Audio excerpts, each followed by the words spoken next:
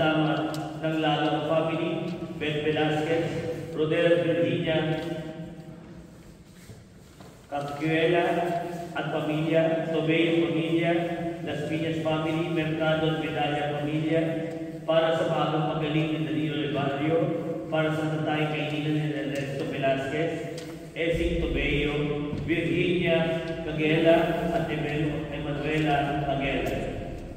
Sa ngalan ng Ama at ng Anak at ng Espiritu Santo. Amen. Sumainyo ang Panginoon. At sumainyo.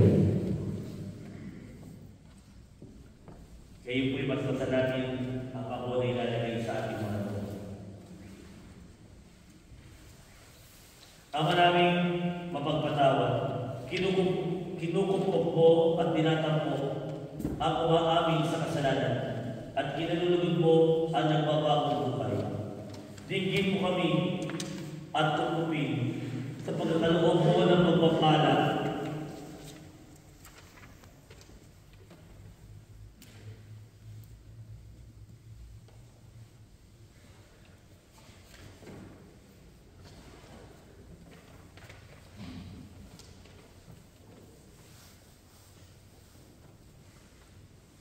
Bilang pagtatampok sa iyong mga lingkod na naglalagay ng ako sa tulog sa pagganap ng apat na araw ng paghahanda para sa Pasko ng pagbubuhay.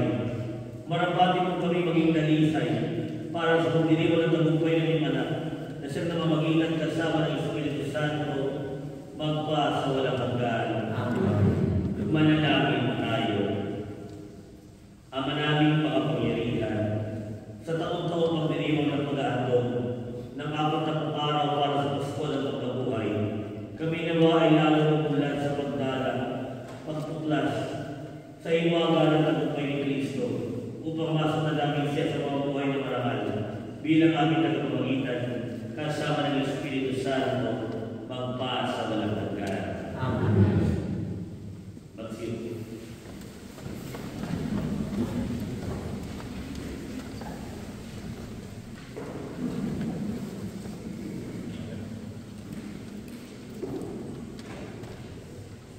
Pagbasa mula sa aklat ng Deuteronomio. Sinabi ni Moises sa bayan, ang mga unang bunga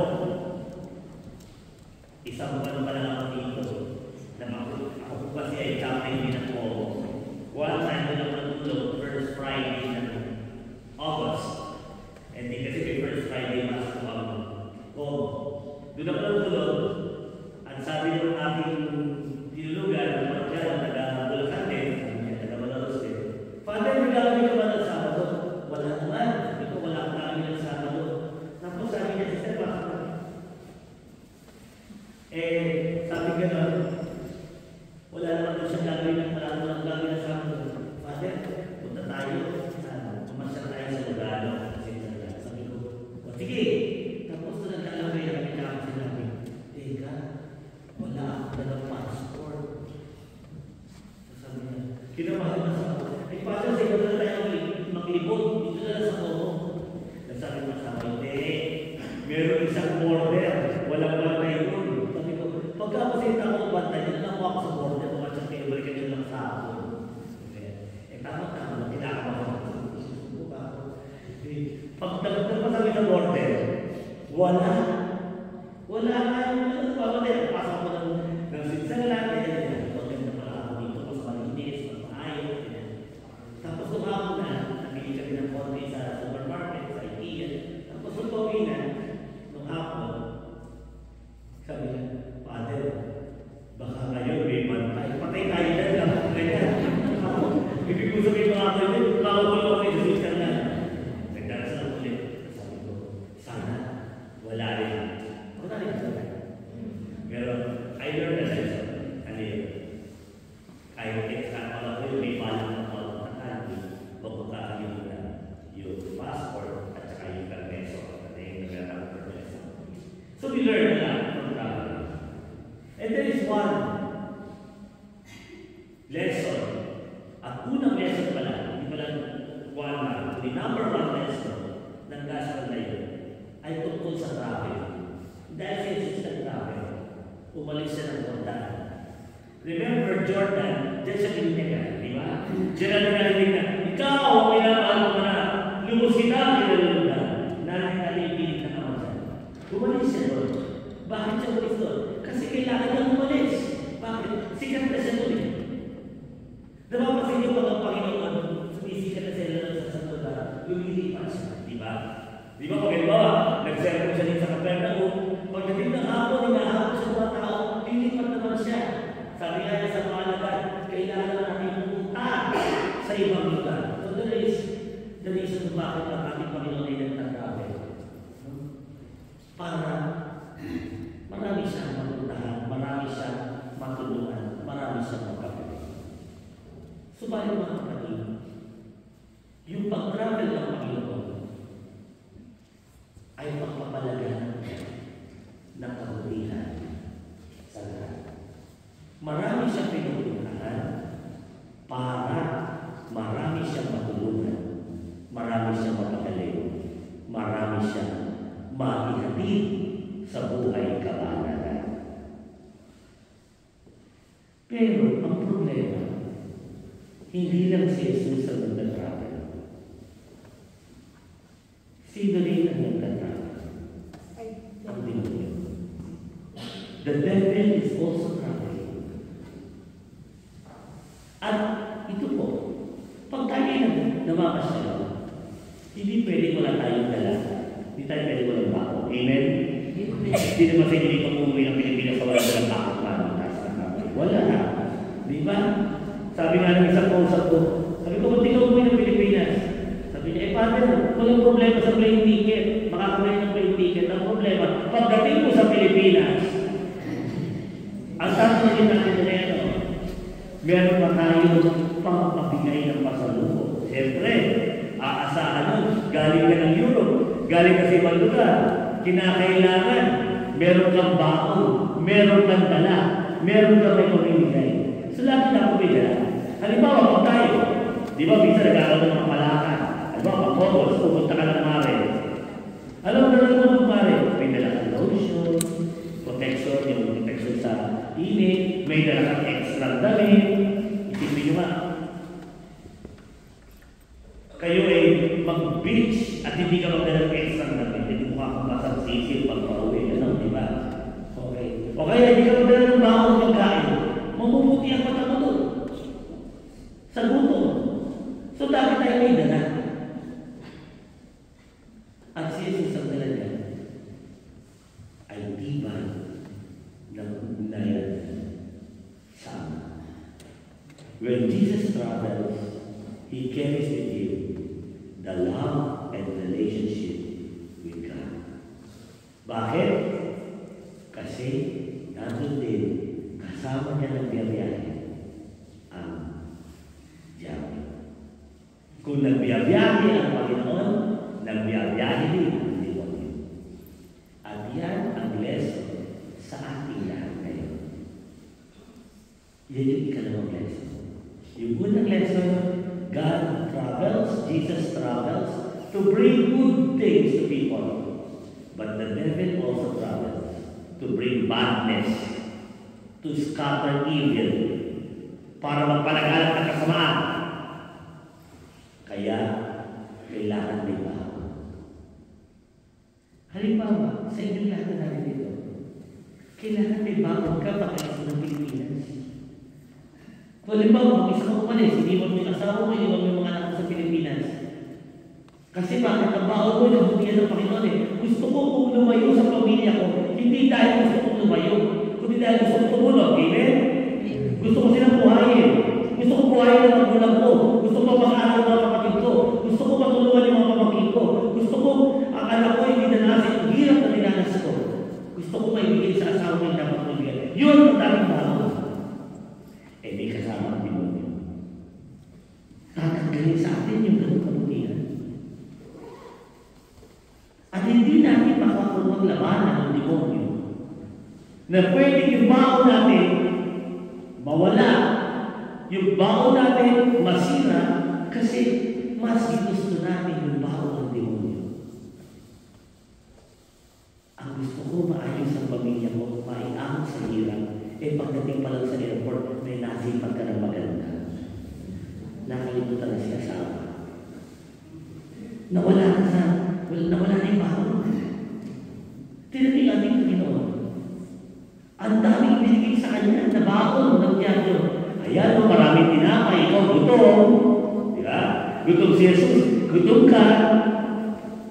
Tutuksohin kita sa tinapay kasi gutom ka. Wala kang baon. Wala kang baon tinapay si Jesus. Pero may baon siya. Yung matibay na relasyon sa Diyos. O, gusto mo yumaman, wala kang baon, bibigyan kita ng yaman, bibigyan kita ng kasikatan, anong gagawin? Anong gagawin? Siya ay bibigyan yaman, sampain lang ang demonyo. Nakita niyo yung panunokso. Ganun ang mangyayari. Kaya dapat we should be aware na hindi lamang yung baon lotion, pag ikay mag-beach, hindi lamang yung baon magkain, pag ikay mag-beach, baonin natin lagi yung prayer. Baonin natin lagi yung relasyon natin sa Panginoon. Our relationship with God. Kasi kung hindi natin babaonin yung relasyon natin sa Diyos, ang mangyayari ay ano? Patuloy tayo na tutuksoy ng demonyo. Kasi kung nagtatravel ang Panginoon, sabi nga, di ba sa Ingles, God is everywhere. Nasa kwarto siya, pwede ka magdasal. Nasa kusina siya, pwede ka magdasal sa kusina. Nasa CR siya, pwede ka magdasal sa CR. Sa lahat pinalugar natin ng demonyo. Tandaan niyo yan. Kaya kahit saan, pwede rin tayong tuksuhin ng demonyo. Kapag wala tayong baon na tibay ng pananampalataya sa Diyos, hindi natin makukuha ang laban. Ang Diyos. At ang relasyon sa Diyos ay pinagtitibay ng ano? Ng gift. Di ba? Sweet na sweet kami magkasama. Bakit? Kasi lagi akong binibigyan ng gift ng asawa ko. Lagi akong nervous. Sweet na sweet kami magkasama. Bakit? Kasi yung ATM niya nasa akin. Kaya sweet siya lagi sa akin. Di ba? Yun yung lagi nakikita natin. Eh ngayon, paano natin panitibayin ang relasyon natin sa Diyos? Hindi lang sa panalangin, kundi panalangin yung pangalawa. Para makuha natin, pagyawanin yung baon natin at hindi yung baon ng demonyo. Hindi yung baon ng diablo. Kailangan ang nagpapatibay sa relasyon natin sa Diyos ay panalangin at sakripisyo. We sacrifice. Yun ang dahilan kung bakit may fasting at abstinence. Ako nga natutuwa eh. Napakaraming batang may costume kahapon sa Milan. Carnivale, noong pang-isang linggo. Sa Cobo ng mga Martes sa Carnivale. Sa maraming lugar sa Pilipinas, ang Carnivale, ang tawag sa Pilipinas hindi Carnivale. Ang tawag sa Pilipinas ay Fat Tuesday. Fat Tuesday ang tawag sa atin. Ibig sabihin, lahat ng klase ng pagkain, lahat ng klase ng laman, pang Tuesday. Pang Miyerkules kasi, bawal na. Pero ang tanong, lahat na doon ang costume na yun. Alam niyo rin, kaya naman sa costume na magaganda. Kasi after the carnival yesterday, we start to sacrifice. Itatago na natin yung magagandang damit na yun, yung mapopormang damit na yun, yung magagandang pagkain. Kasi we have to sacrifice. Kailangan magtiis. Di ba nga? Yung mga babae, kuminsan, hirap na hirap huminga. Bakit? May ilalagay dito sa tiyan. Para sa kanila, hindi maging malaki. At pag bakit nila? Tiis ganda. Di ba? Tiis ganda. Okay? Kuminsan hindi makakakita bakit? Kasi bakit may siya. Tiis ganda. Tiis ganda. Okay? Kuminsan hindi makalabas sa bahay. Hindi ka makapaglabas sa bahay ngayon. Ayoko bakit? Bago lang ako lagay ng pampaputi. Bawal maarawan. Tiis ganda. Ganoon din, tiis tayo para maging banal. Para tumibay ang relasyon sa Diyos. Kapag hindi natin kaya magtiis, hindi rin natin kaya na labanan ang bago ng demonyo. Kaya natin. Huwag natin isipin, hindi natin kaya. Kasi tulungan naman tayo ng Diyos. Nandiyan naman si Lord para tulungan tayo sa pagtitiis natin. Amen? Amen. Yun ang problema. Akala natin, kapag nagtitiis tayo para magpakabuti, tayo lang yun. Corny yun. Hindi nakakasira ng barkada yung pagtitiis. Lahat ng barkada na mag-chicks, ikaw lang hindi. Hindi mo ka na rin mag-tiis, mag-chicks ka na rin. Lahat ng barkada mo hindi. Akala kasi natin, tayo lang nagtitiis. When we sacrifice, God sacrifices with us. Yan ang pinakahuling mensahe sa atin ng Ebanghelyo. Ang demonyo nagka-travel kamukha ng Panginoon. Kaya kailangan may baon tayo. At ang baon natin ay relasyon sa Diyos. Relasyon na matibay. At paano patitibay ang relasyon sa Diyos? Pagtitiis. Sacrifice. Just before I went down, may tumawag sa akin, kaibigan ko po. Parokyano ko dati, nabarkada ko rin. May edad po sa akin, siguro mga 10 taon ang tanda sa akin. Active sa church. At ang sabi niya sa akin, Father, pwede kitang makakusap. Sabi ko, sige po. Busy ka ba? Hindi pa naman po kami isip pa lang. Sabi niya, naging na siya ng problema niya. Tapos sabi ko, mahirap ka ako'y pinagdadaan. Pero kailangan mo iwanan yung asawa mo sa ganyan niyang sitwasyon. Sabi ko, pwede ka makakapag-chicks niyan. Madali ka makakapag-chicks niyan. Dahil makikita mo sa ibang babae yung hinahanap mo sa iyong asawa. But that is not the right thing to do. The right thing to do is to be with your wife in this most difficult time. Pipinagdadaanan sila matindi. Kaya nga, sabi niya kaya, pero kailangan ko ng tulong na mga anak. Pagdasalit ako, sabi ko, hindi lang kayo pagdadasal. Kailangan ikaw mismo magdasal. Ikaw mismo magdasal ka. Kasi hindi po yung sinabi sa amin sa paghuli lang sa movement ito, nung kami po seminarista, nagkaroon ng parents and sons encounter. Parang gawin, 3 araw, yung magulang, at saka kami mga seminarista, sa tutulog. Ngayon, di last session na, yung mga nanay sa tatay, sa 3 araw, naging magkakasundo na, yung magkakaibigan na, barkada na.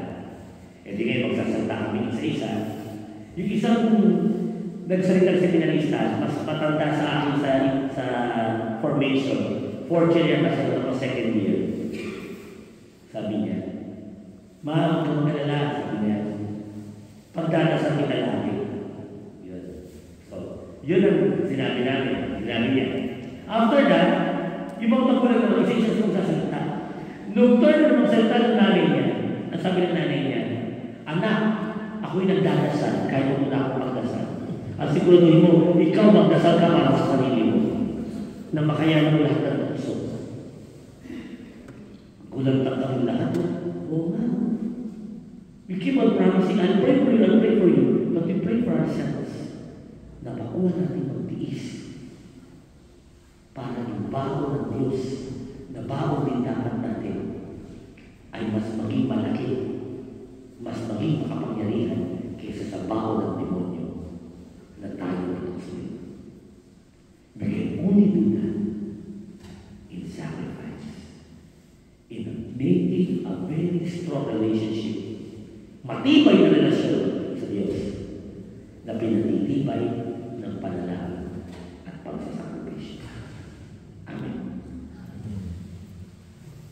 Sumasampalataya sa Diyos na makapangyarihan sa lahat na may gawa ng langit at lupa.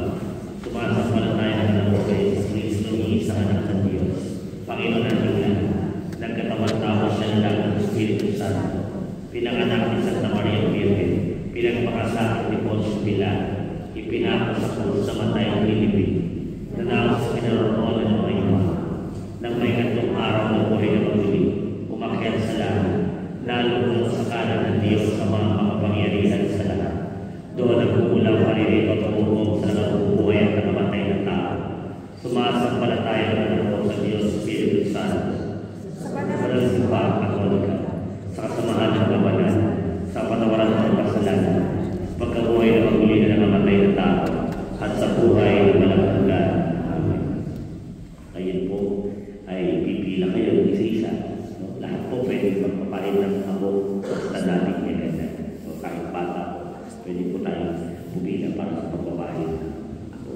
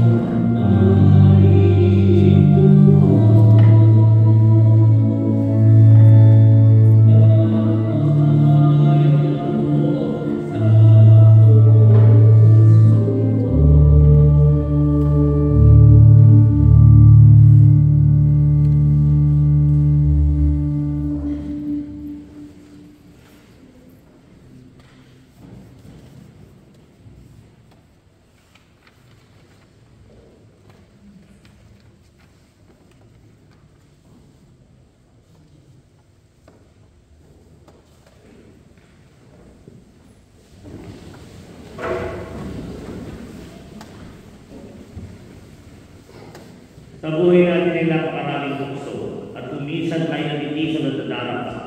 Buong pagbaba at pagtiwala natin hilingin sa Panginoon ang biyayang pahalagahan natin ang ating pananagutan at mission sa buhay na tulad ng ginawa ni Jesus. Ang ating tutugon, Panginoon, dinggin mo kami. Ulitin po natin. Panginoon, dinggin mo kami.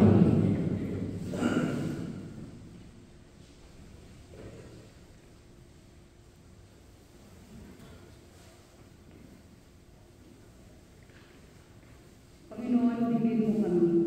Para sa ilang simbahan, naway manatili siya tapat sa kanyang mismong pagpahayag at magbigay saksi sa Ebanghelyo sa kabila ng hinaan ng marami ng kasabi. Manalangin tayo. Panginoon, dinggin mo kami. Para sa Santo Papa, ating Obispo, at lahat ng namumuno sa atin, naway itaguyod nila ang mga pagpapahalagang espiritual sa lahat ng patuloy na panumiligsa ng materialismo, kalayawan at komersalismo. Manalangin tayo. Panginoon, dinggin mo kami. Para sa lahat ng mga nagawang pagkalusugan na tumutulong sa lahat ng magkapansanan, naway magtyaga sila sa kanilang profesional na pangako at magtanim ng pag-asa sa mga nanghihina at nawawalan ng tiwala. Manalangin tayo. Panginoon, dinggin mo kami. Para sa lahat ng kasabi ng ating pamayanan, lalo na ang mga pamilyang matinding na apektuhan ng pagtaas ng presyo ng mga bilihin, naway ang Panginoon ang kanilang maging pinakadakilang kaibigan at saligan. Manalangin tayo. Panginoon, dinggin mo kami. Para sa lahat ng pamilyang hindi nagkakasundo, naway makatagpo sila ng lunas sa kanilang mga sugat sa pamamagitan ng kapatawaran. Pagtukla sa yaman ng panloob at taglay ng bawat isa, sa kabila ng kanilang magkakaibang pananaw. Manalangin tayo. Panginoon, dinggin mo kami.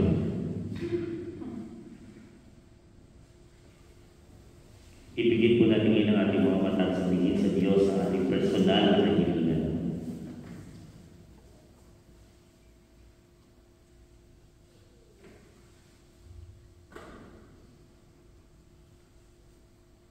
Panginoong Isus, kung kalangay mag-asa kaligtasan, manatiliin mo kaming laging tapat sa iyo sa lahat ng pagsubok at tukso upang makamahagi kami sa iyong tagumpay. Ikaw na ang buhay at naghahamit magpas sa walang hanggan. Amin sa pagkakas.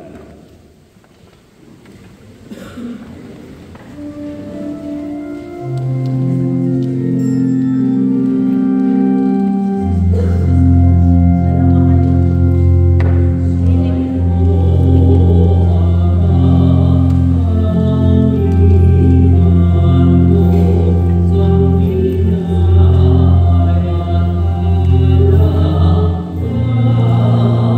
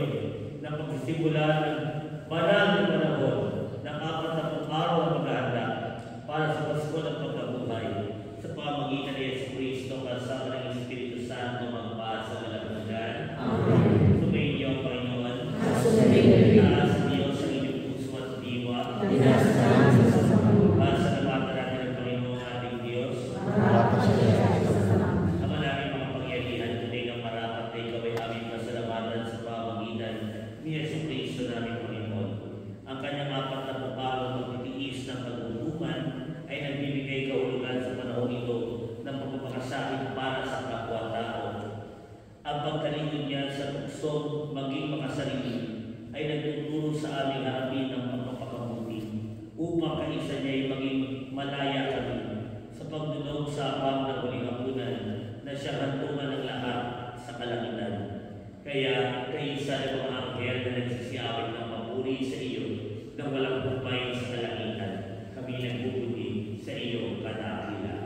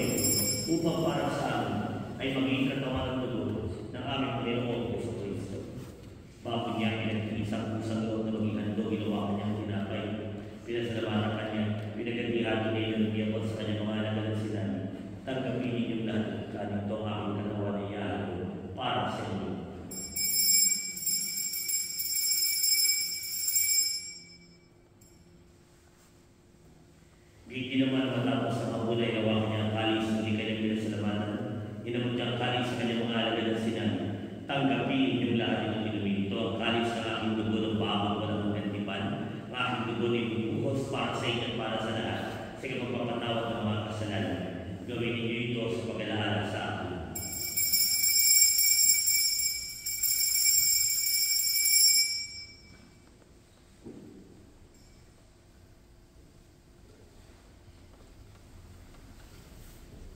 Ipagpuni natin ang misteryo ng pananampalataya.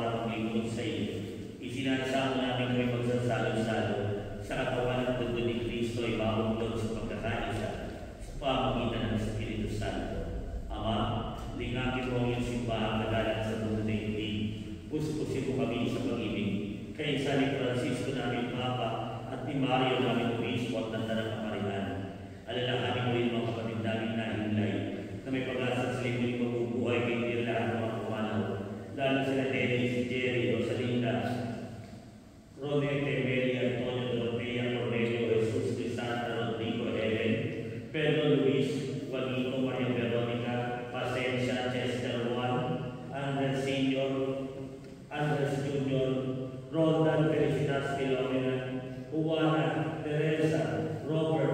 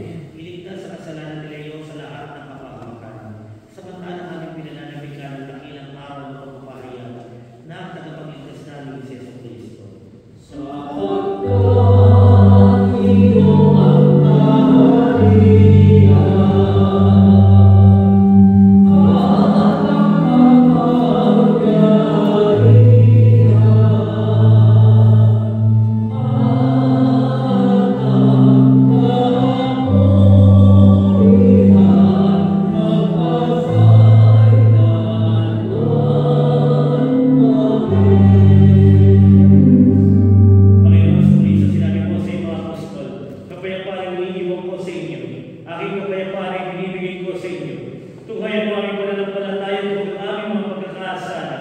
Pagkaroon mo kami ng kapayapaan at pagkakaisa sa iyong sa ikalooban, kasama ng Espiritu Santo ang paz sa walang hanggan. Ang kapayapaan ng Panginoon ay lagi namang sumainyo. Kaya kayo ng kapayapaan.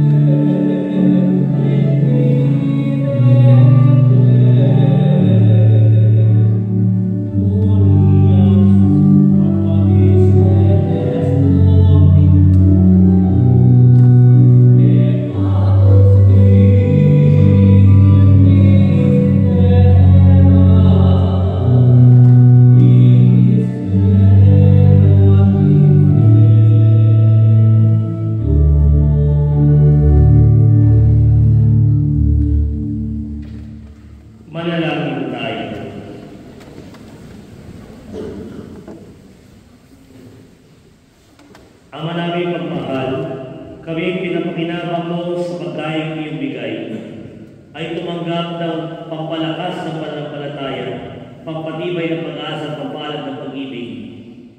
Matutuhan nawa namin damahin ang gutom at pananabik sa tunay na pagkain ng bibigay buhay upang kami makapabuhay sa bawat salita na namumutawid sa iyong bibig. Sa pamamagitan ni Jesucristo, kasama ng Espiritu Santo, magpa sa walang hanggan. Lumapit po ngayon yung lahat ng mga nagdiriwang ng birthday ngayong buwan ng Marso.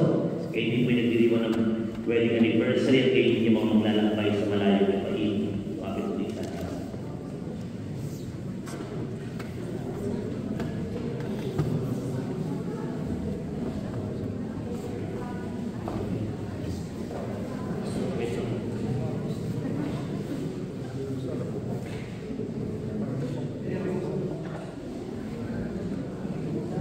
Amay po mahal, basbasan po ang iyong mga lingkod na ngayon buwan na ito ay nagdiriwang ng biyaya ng buhay. Nawa patuloy silang umira sa mundo ito na may kaginhawahan, malayo sa puso at higit sa lahat, matibay ang pananampalataya sa iyo. Gayon din naman, basbasan po ang mga nagdiriwang na kanilang pagtanggap ng sakramento ng matrimonyo na nawas ka ng anibersaryo ngayong buwan ng Marso. Patuloy sila maging tapat ng pagmamahal sa isa't isa. At parapatin mo ilayo sa kapahamakan ang lahat ng mga maglalakbay sa malayong lupain sa pamito ng Marso. Higit sa lahat, Panginoon, sila lahat na humingi ng pumaspas ngayon ay maging humalawa sa kabutihan sa kanilang paggawa ng mga mabuting bagay sa harap ng Diyos at ng kapwa-tao. At sila nawa ay malay sa mga sakit at karamdaman at kapahamakan. Hinihiling namin sa pamamagitan ng Jesucristo, kasama ng Espiritu Santo magpa sa walang hanggan. Yung po nagdiriwang ng kanyang anniversary, kasama niyo yung asawa, kaya po ay mag-kiss na wala. Siguro yung asawa may kiss na.